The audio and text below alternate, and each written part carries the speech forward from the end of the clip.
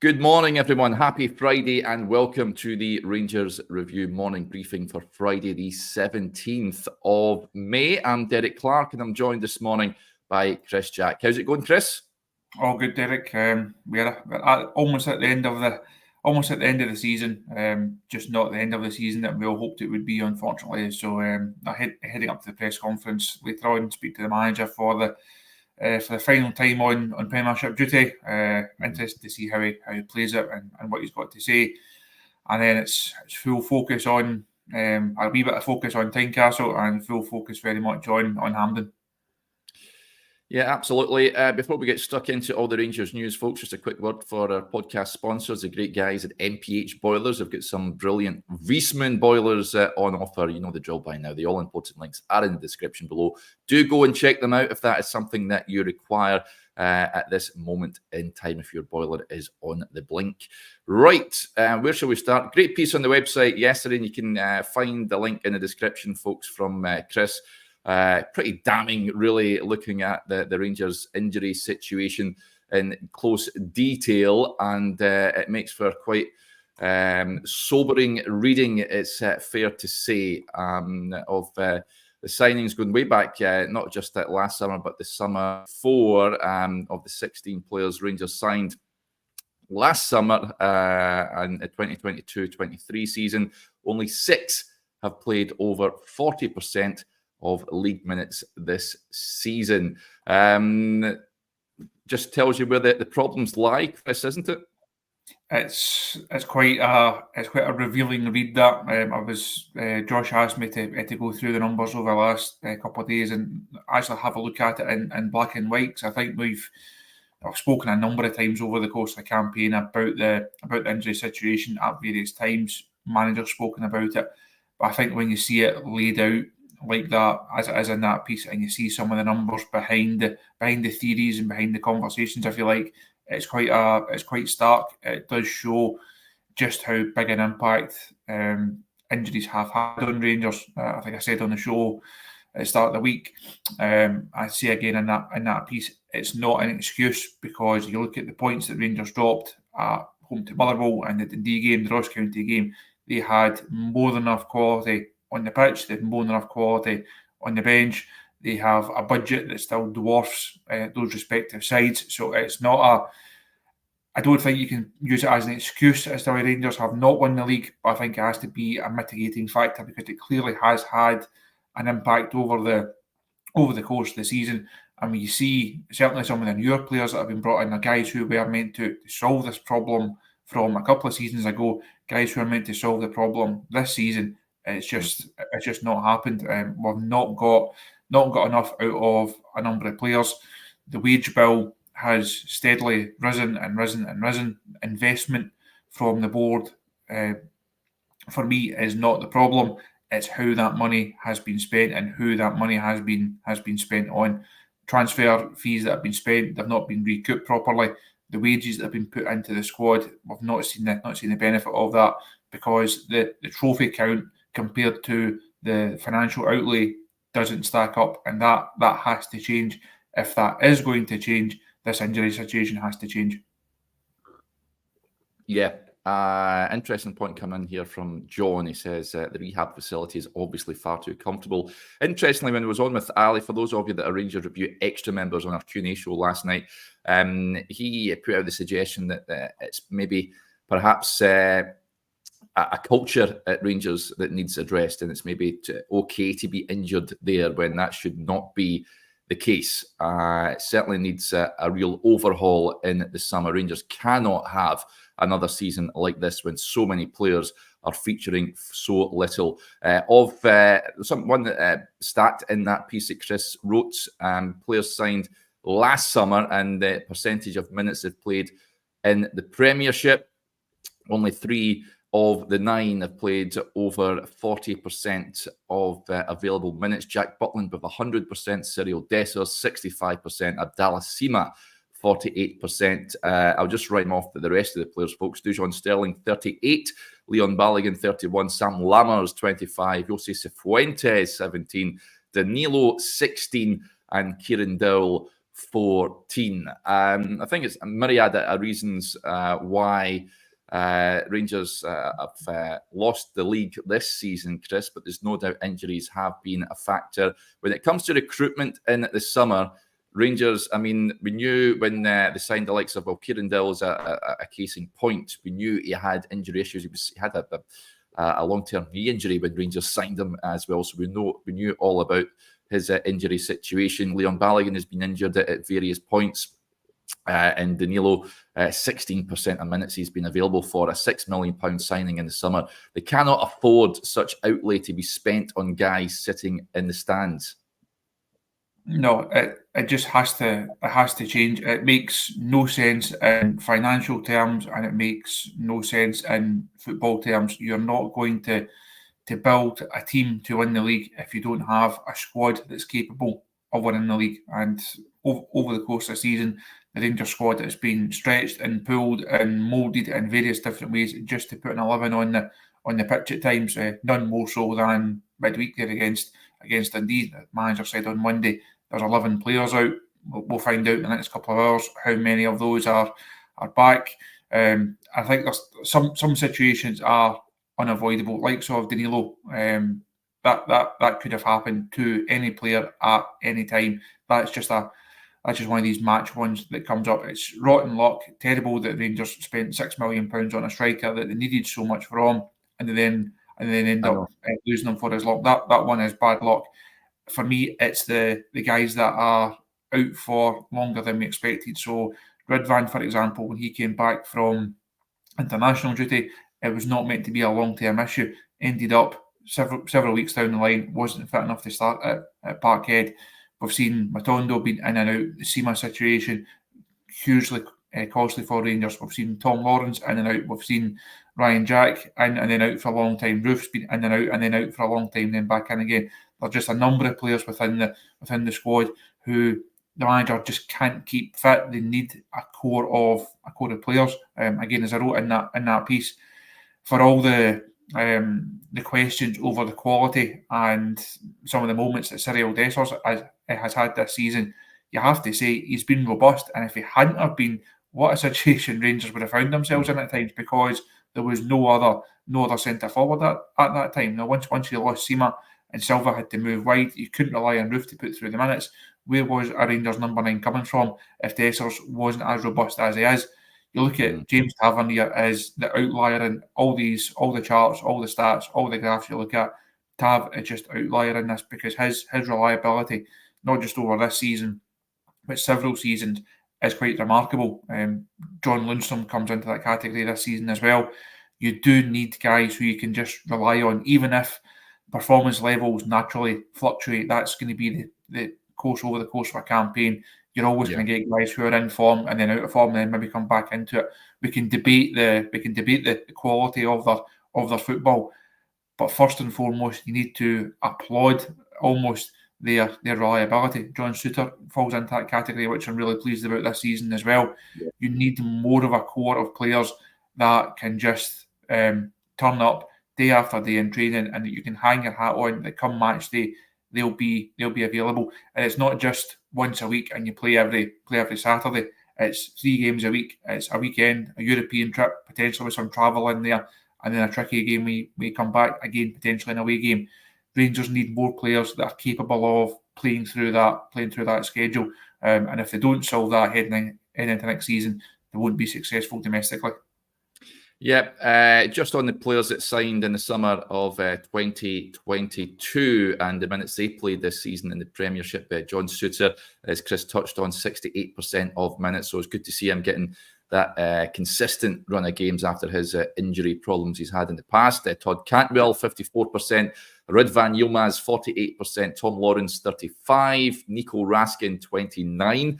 Rabbi Matondo, 19%. And Ben Davis, 18%. So, yeah, Rabbi Matondo's another one on good wages, brought in for a considerable amount of cash that just hasn't contributed enough, that just hasn't been on the field enough, unfortunately. So he's one of a number of players I could see departing in the summer. But when Doc Waller was brought in last season, Chris, I think I said it'd probably be Rangers' best signing. When we done the Rangers review live at Edmondson House, we were asked who do you think that the signing of the summer would be, and I'm sure I said Doc Waller. But the problem is bigger than him. This, as I touched on there, I think this needs a root and branch treatment in the medical side of things, because it's huge in football, isn't it? We cannot afford to have such key players as you touched on. Ridvan, a case in point, goes away with international duty, comes back and is injured for a key part of the season. Rangers, I think that really crippled the team, a key point of the campaign. Not only him, Oscar Cortez being out, which is highly unfortunate.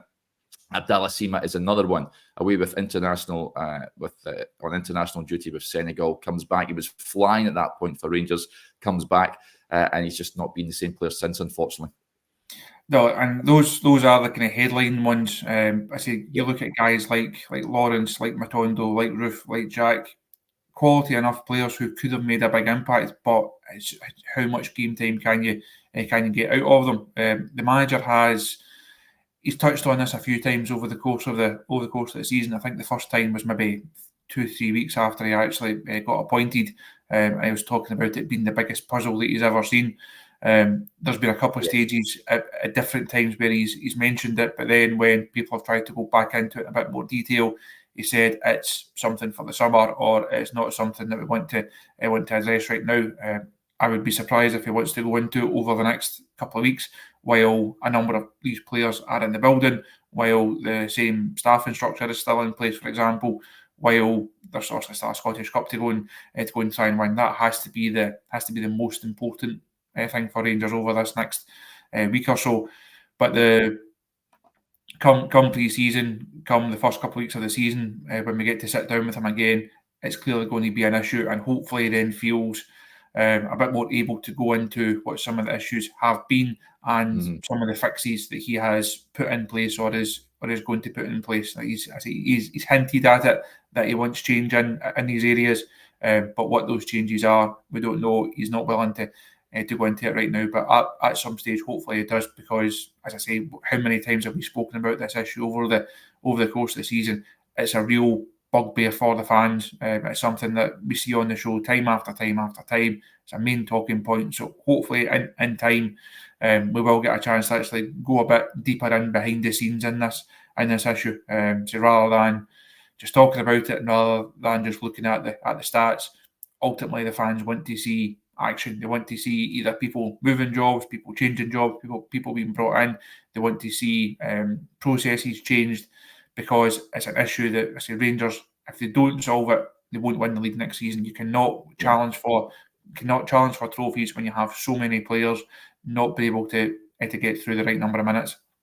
Yeah. When you conducted his pre-match press conference ahead of the Dundee game, I think the injury situation is summed up by the fact that he rhymed off 11 players that were out for that game, and 3 that picked up injuries from one game last week against Celtic, which I have never heard of before in my life. But it needs rectified, and let's hope. I'm sure Philip Clement will be doing his utmost to sort that out by the time next season comes around. Right, as Chris touched on, we do have one final league game to take care of. Rangers heading over to the capital tomorrow to take on the Hearts. It's a week before the Scottish Cup final, and team selection is on the agenda, of course. We'll find out from the manager who is available, who isn't available ahead of the game.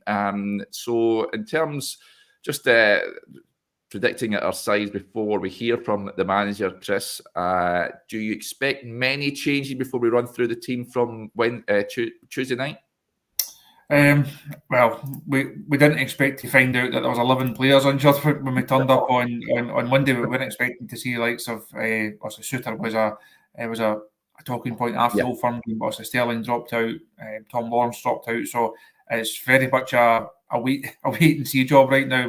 I think we've seen over the course of the season the folly of sending each other predicted teams and setting them for the website, and then within a couple of hours you find out that someone's been ruled out for the next 6 weeks. So if I would imagine the squad will be along the same lines as we saw the other night, even if guys are moving towards being fit for the cup final, which I believe Sima and Matondo are. It's not a big enough game on Saturday to go and pitch them in just give them another weekend off, let them go through their recovery work, try and get them fit for Hampden. So I would be surprised if the squad is a whole lot different in terms of the starting lineup. Now, do you put Kieran Dowell in, for example? Does Scott Wright come in? Do you give maybe some of the younger boys a chance? Does McKinnon get a game? Does John Leafeco get a game? I think the manager really has to pick. He has to pick Saturday with more than one eye on Hampden, because I said that's obviously the most important game. That's all that really matters for Rangers now this season. So I think the squad, unless anything has happened over the last couple of days, I'd imagine the squad would be the same. And I think the manager will then just manage match minutes. So if Cantwell, for example, starts, although he's perhaps not a certainty to start against Celtic next week, but someone like Fabio Silva probably is. I think you have to manage his game time. You're probably looking to manage Ben Davies in case Balogun's not back. So I think there's a number of moving parts at present. But once the manager sits down, hopefully he doesn't have a sheet of paper with him this time, because if he's got a sheet of paper, that means there's a lengthy list of injuries. Yeah, I like this from John Allen. He says, play the Wains. Yeah, listen, I would play the Wains for the vast majority of the starting 11. In goals, with one eye on the Scottish Cup final, I wouldn't be risking any of those big players that you're going to be playing in the Scottish Cup final. So for a start, I'd have Robin McCrory in goals. I think he deserves a chance just to be between the sticks, just save Jack Butland for next week. Don't want to risk anything going wrong with Jack. Back four, I wouldn't be playing Tavernier, with one eye on next week as well. Play Cole McKinnon, as you said, Chris, he came on at right back. I'd be playing Cole on the right. I'd keep Leon King in there. Ben Davies, probably because there's no one else. You've mentioned John Leafeco. Yep, that is a possibility, perhaps, that left centre-half. But Ben Davies hasn't played many games, so I'd probably be inclined to play the King-Davies partnership. At left-back, Ridvan needs minutes. I'd probably go with the same Ridvan-Fraser combination, with Fraser coming on maybe again after maybe 60 minutes or 75 minutes, perhaps.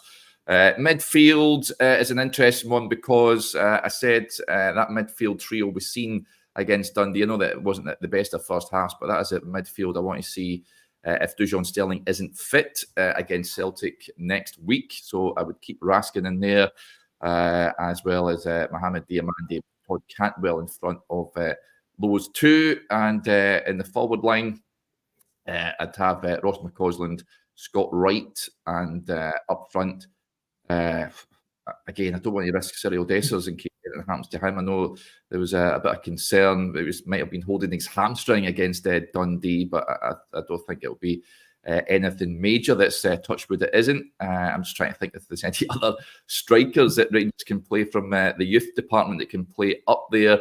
I think it's just a case of Dessers, and that's it, unless you play Fabio Silva through the middle. But yeah, what do you make of that team, Chris, if that is what Clement goes with? Do you think you'll make as many changes as that? I think we've seen over the course of the season, predicting a Clement side is very difficult. Ironically, we didn't do predicted teams on the site for the Dundee game, and the one that I rhymed off in the morning, you got it spot on. I got it spot on, and didn't even have it in black and white. That just about sums up the season for me as well, to be honest. But I think it's just really hard to tell. A lot depends on how close people are. I think someone like Dujon Sterling comes into that conversation as well. Do you put him back in because he needs half an hour, or do you say, look, it's not worth the risk because we definitely need you against Celtic next week? So on the McCrory front, I'd like to see him get a game. I think he deserves it. There's every chance it will be his final game for the football club. So I'd like to see Robbie get that chance. So apart from that, I think it's so difficult to tell how the manager's going to do it. There's guys in there, like Diomande, is a huge risk because he's going to be so important next week. Can you afford to put him in? But then you mentioned people like Raskin, who needs the minutes. Yilmaz needs the minutes. Ben Davies, only just back in, needs the minutes. So there's a lot of things for the manager to juggle there. And thankfully, we know that We know exactly what is riding on this game, and it's nothing. So that takes something out of the equation for him, and he is able to just plan for next week as he was on Tuesday night. So interesting to see how he plays it, but I think a lot will be determined given the injury update that we'll get round about 1 o'clock or so today. Yeah, I always enjoy when Big Phil tunes into the show. He's a big fan of me and you this on the morning show. Chris, he says that I maybe play Jack Butland as a striker, put Tessers in midfield, and make Tav the manager for the day. So, thanks for that, Phil. Let's go with that, Jack Butland up front. Interesting point coming in. I wanted to flag it up. This point here, CGM 55 on Seema. Surely Seema needs some minutes tomorrow if he'll feature in the final. We'll get an update, I guess, from the manager a little later on as to his readiness of featuring. But he is one. If he is able to feature at some point, I'd imagine it would be more likely from the bench at some point just to get his fitness up. Let's move on to other news ahead of course, next week's Scottish Cup final. The match officials have been confirmed. John Allen raises the point, and the officials worry me for the Cup final. Nick Walsh will be the man in the middle for that one. Is what it is. I don't think the officials in this country are the best, Chris. I don't think that's fair to say. Let's just hope we're not talking about scandalous decisions and VAR mistakes afterwards. But your view on Nick Walsh getting the go ahead to referee the game? Personally, I don't think it makes a massive difference who it is, because, as you say, and as we've spoken about so many times over this season, the standard is not the best, is it? There's not a huge depth of high quality Scottish referees at present. But thankfully, we do now have a new head of refereeing who's an absolute top operator. So what could possibly be going wrong in the future? I say it's not been I think if you're doing your season report cards, the one for Rangers certainly could have done better. I think that's the case for Scottish referees as well. Hopefully they have a good pre-season in them as well, because the standard has to rise. The refereeing appointment for the final, it's always going to spark debate. It's always going to be a talking point. People will have their opinions on different referees. Ultimately, if Rangers go out and they do their job properly, that gives them a better chance of winning the game. I think there's, when you look at how the Old Firm games have unfolded this season, I think there's far bigger issues for the manager to be worrying about rather than who the referee is. As you say, hopefully we're not sitting in Hampden next week and there's been a huge talking point. There's been a game-changing talking point. We don't need something that's going to dominate the agenda. If Rangers win, we hope they go and do it well and they do it properly. If they don't, hopefully then there's no controversy about it, because it's been wearisome at various different points over the course of the season, and could really do without kicking off the summer with another round of VAR or referee controversy and headlines and talking points. So hopefully both teams do their bit. Hopefully it's a cracking cup final, but also hopefully there's only one outcome. Yeah, and just off the back of that, George Thompson with the point says, I'm an ex-ref, Derek and Chris, but the refs have got to take care of our more creative, skillful players. Yes, it's a contact sport, but come on. Todd Catmull was on the receiving end of a few meaty challenges the other night there, and totally agree with you, George. That is something that needs nipped in the bud early on. Right, let's get to one or two more points before we wrap up for the day. Just a reminder, that press conference will take place at the usual time this afternoon, folks. We'll hear from whatever player is put up for the press just after 1 p.m. The manager scheduled to speak to us at 1:30. So keep your eyes peeled on the website and the YouTube channel for all the reaction from that. SEI drones, just with one eye on the summer and the influx of players that are set to venture into Ibrox. He says, do you think we should go for Connor Barron? He's a name that's been brought up many times before. There is interest from Italy. A lot of Italian clubs actually looking to Scotland. They've seen the success at Lewis Ferguson, Josh Doig, Aaron Hickey, another one, and they see they can get value from Scottish football. I can see him going there, Chris, I've got to admit, but he is a player that Rangers should be interested in and should be inquiring about. He's not the only one. I think there's a raft of good young Scottish talent in the league. Davy Watson is one at Kilmarnock. Boyline and Miller at Motherwell is one I think Rangers should be sniffing about. There's one or two others. Campbell at Hibs is a decent young player as well. But Connor Barron, good player for you? He is a good player for me. Someone that he's had a mixed season at times. I think it's safe to say, but certainly in the last few weeks, I know, was it last night or this morning, reports of potential Scotland call up for the Euros as well. So you have to say, if Serie A fancy some of our best young talent, you have to wonder why Rangers don't fancy them. The Lewis Ferguson one will continue to confound and bemuse and upset people for a long time. I think it's something we spoke about at the start of the week. There will be this big turnover of players over the course of the summer. There will be potentially a number of Scottish players leaving. It's something I think Rangers have to try and address. That's not to say you just go and sign a player because he's Scottish and he can tick a box in terms of a UEFA squad list. He clearly has to be good enough. He has to have something about him. He has to have all the technical and tactical and mental attributes that you're looking for. But the three that you rhymed off there, Derek, I think they are certainly players that Rangers should be saying. I don't think you go and sign all three of them, but I would certainly hope that Rangers are having a look at all three and really going down into the detail of them to say, are these players that can come in and do a job? I think, as we spoke the other day about perhaps a more wide-ranging approach to Rangers in terms of their scouting and their recruitment, not going down to England and signing Premier League players or signing Championship players. I'd like to see Rangers cast that net far and wide, but at the same time, you also look on your doorstep. Say that missed out on Ferguson, missed out on Doig. You have to, if you are Rangers or Celtic, you have to snap up the best of what's on your doorstep. I've seen Celtic have success like the Stuart Armstrong, Christie over the years. There is no harm in going and taking the best of what's available to you and still being able to go and shop in different markets. So it's certainly something I'd like to see Rangers explore over the course of the window. And one of the side effects of that, I feel like, is this UEFA list. You also have to have so many players that meet different criteria, and it's something that Rangers will have to have in mind over the course of the window.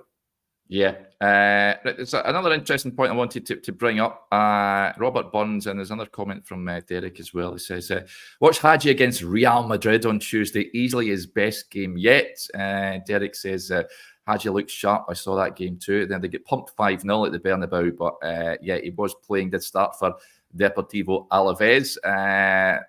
Listen, if he's shown up well against Real Madrid, Chris, then he's surely worth a look in the summer. I know that his loan spell has been a bit of a topsy-turvy one. You did a great feature on him a few weeks ago on how he's performing over there. He is one of a group of players that Rangers have that do have a cash value on their head. He will be going to the Euros if he does have a good Euros. I've said before, if an offer comes in, then I think Rangers will be inclined to take it. But do you think Clement might want to have a look at him and use him next season? I would be very surprised, to be honest. I think that area of the pitch, that number 10 role, if the manager is going to persist with this system, and we're going to have someone playing that position more often than not, I think it definitely needs an upgrade. We've spoken about Tom Lawrence. I think there's definitely there's room for improvement there. Cantwell, for me, still flatters to deceive a lot of the time.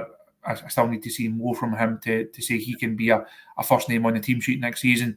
Hagi, I just don't see it. I think his Rangers career has not gone the way that we thought it would do. Has been here for some great moments, will be remembered for some great moments, but that knee injury, I think, all but ended his time at Ibrox, unfortunately.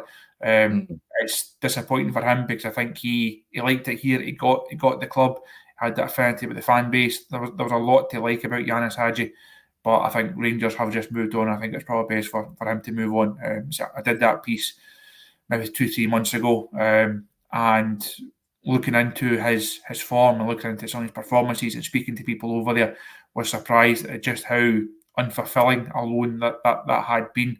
We sometimes see clips and think, oh, he must be doing well. People pop up and say, oh, I watched that game and he looked sharp. But overall, it's not been that productive a loan for him. And as you say, he going to the Euros, he's a big name, obviously. Going to the Euros, if he can turn in a couple of performances, his value hopefully will increase. Rangers won't make huge amounts of money on him, but he's definitely almost a forgotten one, because there's a lot of talk about Butland, obviously, Yilmaz as an asset. Other guys in the squad that you can maybe get a bit of money on, Dessers and Lammers, people are also debating what fee you would get for them.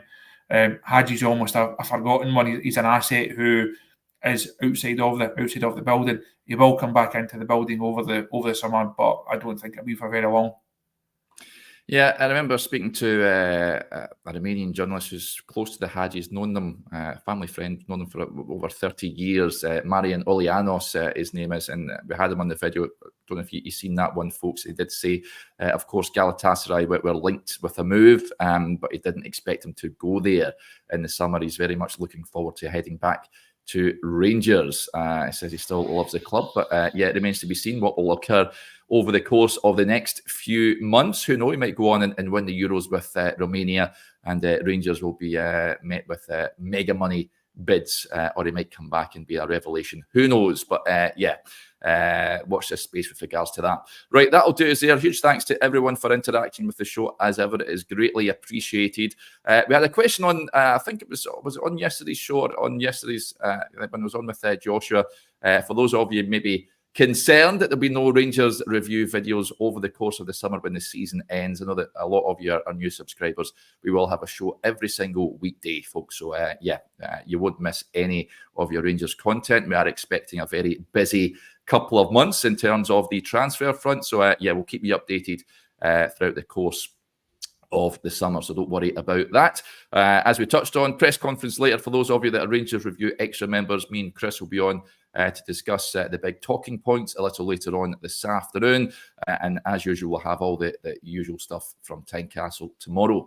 Right, and unless we don't speak to you a little later on, enjoy the rest of your Friday. Bye for now.